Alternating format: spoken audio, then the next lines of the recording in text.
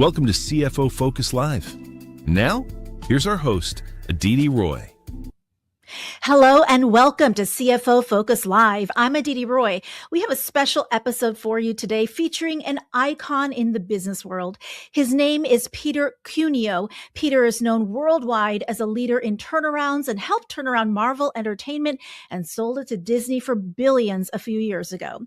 He's also on several public company boards and the board of the National Archives in Washington.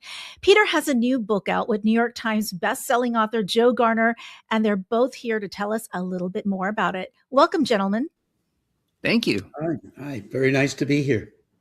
Peter, let's start with you. The name of your book is aptly titled Superhero Leadership, 28 Ways to Lead with Courage, Strength, and Compassion. Tell us what prompted you to share your lessons in this book. Why is this needed now? Well, I think it's needed more than ever. A little background. I've been giving speeches around the world for over 20 years. And quite a while ago, I came up with the 28 essentials for superhero leadership, which were basically lessons that I thought I learned in a life of leadership, simply put. And what I've been very concerned about recently is the lack of leadership in the world. And I like to say we have less good leadership than maybe ever in human history. I'm not sure that's true, but just turn on the news, any country, it doesn't matter. And that is concerning all of us, and me has concerned me for some time. The other thing that's concerning me is that young people are not learning leadership like they used to. Why not? And what can we do about it? We're going to dive into these principles in just a minute. But first, I want to talk to you about being known as the turnaround CEO. You are iconic for it.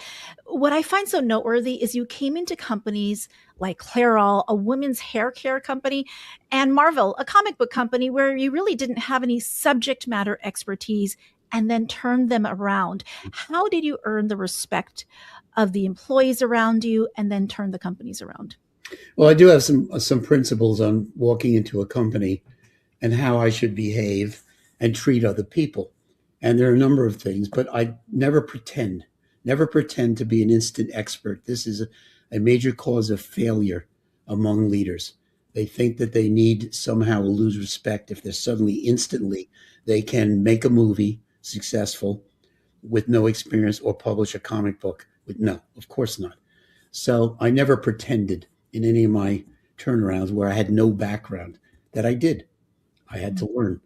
I think some of the other thing is you want to be honest with people.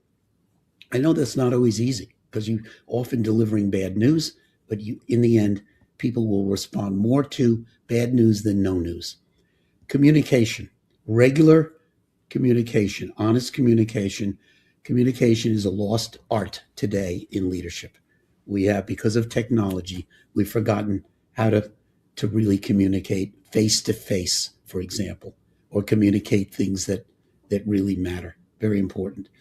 And I think finally, show positive energy from minute one. You always want to be up. Sometimes as a leader, you have bad news. You have to be an actor or an actress. That's just what's required. That's part of the job.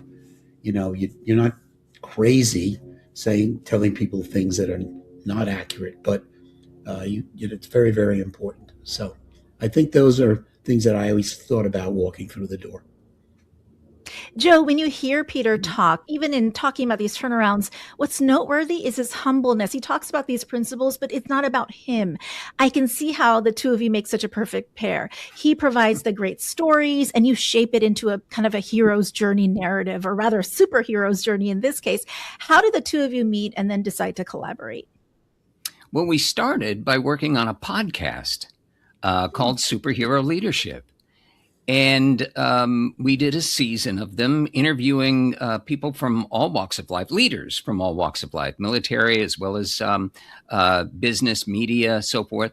And at some point along the way, I can't point to the exact moment, but at some point along the way, because of my background in publishing, we thought it might be smart to compile all of this information that we were gathering into a book. And that's how Superhero Leadership, the book, came about. Peter, you always say to remember the details of your failures. Don't remember your successes. That's one of your principles. Can you share one or two of your most meaningful failures and how you learned from them? Well, I've never failed at anything, obviously. No, I'm kidding. Of There's that course, humility. of course, of course. The one area that I think about right away is hiring. Okay, when you're hiring people for a certain position, and in my case, to take a senior position in a radical turnaround, you really have to think about, are they emotionally equipped to take on the challenge and the stress? There's a lot of stress, particularly early on, and have they shown that in their backgrounds and so on? And there have been a couple of times where my heart overruled my head. I interviewed people. I really liked them a lot personally. They had been very successful in other areas, but very different from a turnaround. And even though my head was warning me they're not going to work out, they're just, nothing wrong with them. It's just not in them, and it's not in everybody, and that's okay. They've been great elsewhere. I did hire them and came to regret it. In one circumstance, after a couple of months, I had someone I'd hired come to me and say, "Peter, I'm having a nervous breakdown." And he later, he left the company and later went back to the kinds of things he was doing before and did great. But I always felt personally responsible for the fact that he was having a nervous breakdown. That was on me. It still bothers me to this day, and this is 20 years ago. You mentioned emotional readiness and the importance to check for that. What are ways that you can detect for emotional readiness when you're interviewing someone? Well, I think first of all, it's what have they done in the past and been successful? If you've worked for a gigantic company with 50,000 employees, you've been, going up the ladder, you've had hundreds of people reporting to you. Every time you want to make a decision, you had lots of money to spend on research, for example. And so, and now you're coming to a company where none of that exists. Okay? You're going to go with your gut on everything because there's no money for research, for example. And it's a whole different world. And you try to figure out whether they can make the leap, because frankly, most can't. And that's not a knock on these individuals at all. It's not for everybody. And I often say I'm nuts that I like to do these things. And I admit it. You talked about the importance of hiring. Can you name one or two people that you hired, specifically, let's say at Marvel, who really helped you with the wins and in helping that turnaround? Oh, there's a million people. First, let me start with Marvel's board of directors. Now, I didn't hire. There were a lot of new board members. We had some good board members to start, but we had a lot of new board members come in during the next 10 years between bankruptcy and selling to Disney that were outstanding. And one thing I will tell you, you've got to have to be successful in radical surgery on an organization. You've got to have a great board, a board that thinks like you, that will support you. And we did have on that board a lot of other, what I'll call turnaround executives. So that was very important to me. I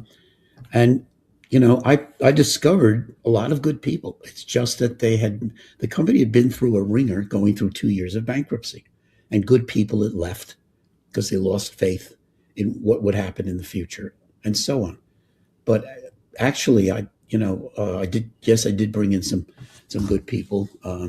Joe Quesada, for example, became head of our comic book business, and later, after we sold to Disney, became chief creative officer of Marvel. Joe would be one example, but there are quite a few. But one of the great things about doing turnarounds is when you discover people already in the organization that were not allowed to flourish by past leadership. They were held down, and suddenly they blossom. It's really a cool thing to watch. Joe, what's the most powerful leadership story you uncovered while working on this book? There were 28. But, that's so hard. I mean, learning Peter's story from his days in the military to all the turnarounds, there were just so many. So I cheated here. I did make a note, and it's probably the Marvel refinancing and strategic reboot between 1999 and 2001, particularly the way he kept the company alive financially when bankruptcy era lenders wanted to liquidate, reframed Marvel's strategic core from publishing characters to character-based IP for multi-platform exploration, and finally, the way he built the discipline and board structure that ultimately enabled the sale to Disney. You know, that's one of the hallmarks of this book is we're not telling other people's stories. These are all incredible experiences that happened, and these are firsthand. And so it really is just a great study in business, but also I would like to think a fun read. Peter, Joe's mentioning finance structure and strategy. Most of the principles that you talk about have to do with really like soft skills. Which are more important, do you think? Well, it's not a question, honestly, of more important. They're both important, and you've got to tackle and both of them, and you've got to practice both of them. It's not ever an either or. The best leaders are balanced in their approach to a lot of different things, and I think it's not a trade-off. Yeah, you want both. And in high stakes turnaround situations, what is there one that matters more, speed or consensus? Because sometimes they can be at odds with one another. Yeah, you're right. For me, again, I think it's the same answer. I think you need both. I think you want to sell your ideas to your organization, but in the end, you can only do so much selling. And if it hasn't worked, then you just have to be decisive and make the decision on your own. But again, you want people to understand that you care about what they think. Their opinions are valuable, whether you go in the direction they're recommending or not. Most human beings, if they feel they've been heard and valued, that's good enough. The fact that you make a decision that's not what they recommended is not the end of the world for them. Joe, you have worked with many luminaries. How do you get people, and important people in the world, to trust you with their stories? Well, I think an important characteristic of doing what I do is having a natural curiosity. I genuinely love hearing people's stories, and everybody has a story. And, whether it's a story that they've told 1,000 times or fresh, I try to always ask that next question that gets them to and I've probably told Peter this early on in the process. What were you thinking? What did you feel in that moment? What, and really try to get at the emotional heart of these experiences, whether he's hiring or firing or restructuring. I mean, there's a human toll there. And it's just, I think it's the fact that I want to tell that human story that compels my subjects to want to share. And sometimes I've had the experience where they've gone, I hope I haven't shared too much. Did you feel that way, Peter? I remind them as I reminded Peter, you have the red pen. Whatever stays, stays. Whatever goes, goes. Yes, I felt that way almost every day that I talked to Joe. Having said that, his recommendations have been right 95% of the time. And once I saw them in writing and had my red pen, there wasn't too much red on the page because what he brought was very important. You can tell a story, but there's ways to tell a story and people will remember and learn from, and there's ways to have it flop, and Joe is great at helping me with all of that. Another trade-off I want to ask you about. One of your principles is not to be imperious or self-important, be accessible. How do you balance confidence with humility in high-stakes situations? Once again, I don't think they're opposites. I don't at all. And I would argue that some of the best leaders that I've in history and whatever were just that. They were both. They represented and projected both. And so I don't think it's one or the other at all. Which leadership trait do you think people overestimate and which do you think they undervalue? Good question. I've never had this question before, so this is actually great. I would say overvaluing is vision. You'll hear a lot of times, great leaders have vision. And I may not be a great leader, but I have very little vision. I'm very good at taking other people's ideas and grabbing onto them and enacting them. But and how much vision could I actually have, as we talked about before, going into an industry, a company that I knew nothing about the industry? How could I have vision on movies? Going into Marvel, I read scripts. I never made a single change because I didn't feel qualified, and I wasn't. Comic books, I read the comic books after they were published.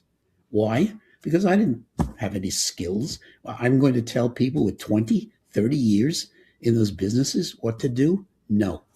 So my vision was really other people's vision that I grabbed onto. One of my great peeves is I'm often interviewed with media, and I give credit to a lot of these people that I'm talking about, and it never appears in print. It's always the CEO is either a bum or a superhero. Unfortunately, that's the way of the world with the media right now. On undervalued, it's definitely diversity. There is so much power when you put a team that's diverse together with a specific goal in mind, because you're getting so many different views and you want to hear them all. You absolutely want to hear them all and weigh each one of them. And I will tell you that any success I've had, whether it was in college, in graduate school, in the U.S. Navy, I'm a Vietnam veteran. I did 2 tours on a guided missile destroyer. Tremendous diverse crew, 320 people. Okay, we did well. Okay, but that diversity that is strong. That lack of diversity or feeling that certain type of person is just not good is crazy. And I always want a diverse organization. And I will tell you right now, that's been 90% of my success, whatever success I've had. Joe, what makes a C-suite leader's communication trustworthy rather than promotional? Well, I think that you can, if you've been at it long enough, you spot authenticity. You can tell if if they're just, as the expression goes, blowing smoke. And especially if you're even slightly aware of the circumstances and what's happening and so forth. And I think that it's crucial. I mean, everybody, and I haven't met too many like Peter, but the people that I have, the successful ones, as Peter pointed out, whether it's good news or bad news, it's the authenticity and it's the truth. And that's what really sets great leaders apart from poor leaders. Peter, I want to go back in your book to when you spoke about your first day at Harvard Business School. And what I found really noteworthy about that is that you felt like an imposter. People from the outside would never think you, with your experience, even at that point, because you had military experience, would ever feel imposter syndrome. Can you walk us through that? Sure. Well, I think it comes first from my background. I grew up in a middle-class neighborhood in Flushing, Queens, in New York City. Very diverse neighborhood. But my father was a lieutenant in New York City Fire Department. He had also been a Navy officer in the South Pacific, World War II, and in the Korean War. That's one of the reasons I went in the Navy later on. But my mother was an EMT for 30 years. So they were give back people. And I did fine. I went to public high school and all good and what have you. But I never viewed myself as an Ivy Leaguer. Going way back to when I was that age, a lot of us thought of the Ivy Leaguers as geniuses and from very rich families, frankly. which turned out not to be the case, but in many cases. But so the way I got to Harvard Business School was only to make my captain happy. I was getting out of the Navy after about 3.5 years, a little under 3.5 years. The my captain had gotten his doctorate from Harvard Business School. And I was offered a regular commission to stay in the Navy and make it a career. Regular commission is what someone who had gone to Annapolis gets. I went to officer candidate school. In 4 months, I was an officer. So I had a different, what's called a reserve commission. And I was not taken as seriously as someone who spent 4 years instead of 4 months, studying the Navy and so on. So that's fine. I knew that going in. But basically, I had done very, very well. I love the Navy. You love things, you do well. Yeah. And I was offered a regular commission, but I was recently married. And my wonderful wife said that she knew I would be at sea for 6 months a year if I stayed in. And she didn't want to raise the kids alone. We didn't have any kids yet, but I understood completely. So I said to the captain, I'm not going to stay in. He asked, what are you going to do? And he said to me, you should go to Harvard Business School. And I said to him, honestly, Captain, I don't see myself in the Ivy Leagues. I didn't even know Harvard had a business school. Mm-hmm. And the captain said one thing to me that I think about every day. He said to me, Cuneo, you don't know how good you are. Mm-hmm. And I took it at the time to be just, he's being nice to me. And this particular captain is one of my heroes in life, I have to say. So just to please him, I applied. And it's a long story, okay? There's a lot more to the story. But the point is, I got in. And when I showed up for registration in September, I honestly thought they sent me the wrong letter. They were going to say, we don't have anything for you. What are you doing here? They said they reached in the wrong pile. And they sent an acceptance when they want to send a rejection. But what happened was, after 3 months, so I felt like an imposter. I didn't belong there, but after 3 months, I realized not only did I belong there, I could really do well. I had academic honors. I was president of the International Business Club. So my captain, and by me just wanting to make him happy, it changed my life.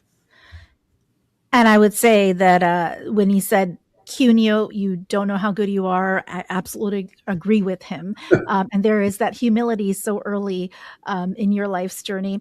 Your last principle is know when it's time to go. Can you tell us about a time when you did that? And what were some of the signs? Sure. So I've done 7 turnarounds. And the first one I was thrown into, I never thought about doing turnarounds or that I'd have any skills or success or whatever. But that worked out very well. And I started to get, frankly, addicted to turnarounds. I know it's crazy, but I just love that high that you get from working with a diverse group and being successful. And so typically I would stay 3 years on average, 3 years in a turnaround. By 3 years, even in a multinational organization, you're going to do well. And or you're doing well already, and you're going to do even better. And you want to leave it, at least I did. I wanted to leave it to the great leadership team we had built, doing that turnaround. So at Marvel, which I think is a good example, after about 2.5 years, or a little longer than that, I went to the board and said, you know what, we're doing great, which we were, and, time for me to go. I got to look around for another turnaround, or I could go to the board or whatever.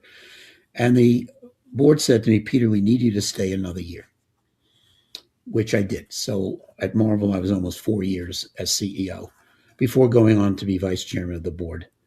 But in my case, I'm not like everybody, but there is time to move on. There's time when you've learned what you're going to learn, you've experienced what you've experienced, and you don't want to stop growing. And I don't care what age you are. And I'm not going to tell you my age, but you could figure it out from some of the dates I've dropped here. But I'm still learning every day. And I love learning. And I feel it makes me better. What I'm learning right now is from young kids. I don't understand how they think. There are several generations after me. And it's a challenge. And when I talk about, okay, kids aren't learning leadership. What am I going to do about it? Well, I better understand them first. You know, so right now I'm in the process of learning a lot from young people, not necessarily agreeing with them, but learning a lot, and so on. Never stop growing, never stop learning. So Never every stop new growing. experience for me was a new adventure.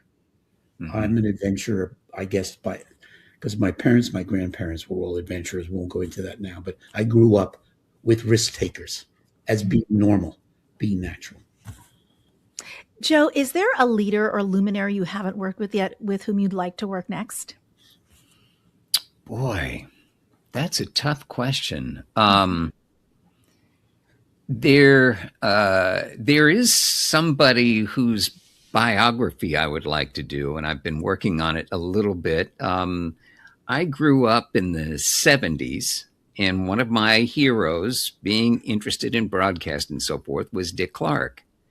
Oh, And so I've been sort of dancing around doing a definitive Dick Clark biography. And he was just, he was more than the man that stood behind the podium on American Bandstand. And his imprint on television, it remains today. He's been gone since 2012, and the New Year's Eve special that has been on for 40 years is still branded Dick Clark's New Year's Rockin' Eve with Ryan Seacrest. So anyway, and there's you can't throw a stone. I'm in Los Angeles, and you can't throw a stone in this town without hitting somebody that worked for him, worked with him, worked against him, or what have you. I mean, Bob Iger, the head of Disney, was a program executive at ABC. So I could go on and on. But he's somebody whose life is fascinating. And not just, he also owned the Krispy Kreme franchise in the UK. He owned cable distribution in Mexico. So he's quite an individual. Yeah, so many surprises there, right? Because we think of him as such a broadcasting legend and ageless, of course. I know you worked really closely with him, but those are definitely little vignettes that need And to be very brought out quickly, in the that's world. something else that Peter and I shared, is a love of pop music, top 40 music. Peter's got an encyclopedic knowledge of pop music. Well, my knowledge ends at about 1990. Hey, it's not a bad place to end. And actually, my last question is usually what would surprise people about you? So I think you both answered that. I do have one final question for Peter. Peter, you mentioned part of the reason you wrote this book is a dearth of leadership, especially among young leaders today. Are there some exemplary leaders that you can name today? Who do you think's doing it right? Well, Warren Buffett. I idolize for a lot of reasons. I think he really practices all 28 essentials in a way, or most of them. And he just came up with leaving his, I think he's worth 10 billion or some gigantic number. And his kids are going to have to actually have 10 years to give away the entire amount. So not only was he very successful in his business, but he's highly altruistic. And I do believe in altruism, giving back. And even for young people, maybe they're not giving money, but they're giving their effort. I think it's very important. One of the elements for young people to learn leadership, to be out in the real world. I think the other person, no question about it, the most important leader that I've seen in my life has been my wife. She leads me around all day long, has for years. We're married 55 years, and I don't regret a day, even when she tells me I'm being a jerk. And she's always right, of course, but she has been a great leader, and I wouldn't be me or anything close to me without her. And congratulations on your 55 years. That's amazing. Peter and Joe, thank you so much for your time and thoughtful answers. Oh, it was our pleasure. Thank you. Thank you very much. And check out Peter and Joe's new book, Superhero Leadership, from Skyhorse Publishing. That's it for this edition of CFO Focus Live. We'll see you again soon. And don't forget to like and subscribe to our channel and follow CFO Focus on LinkedIn and at cfofocus.com.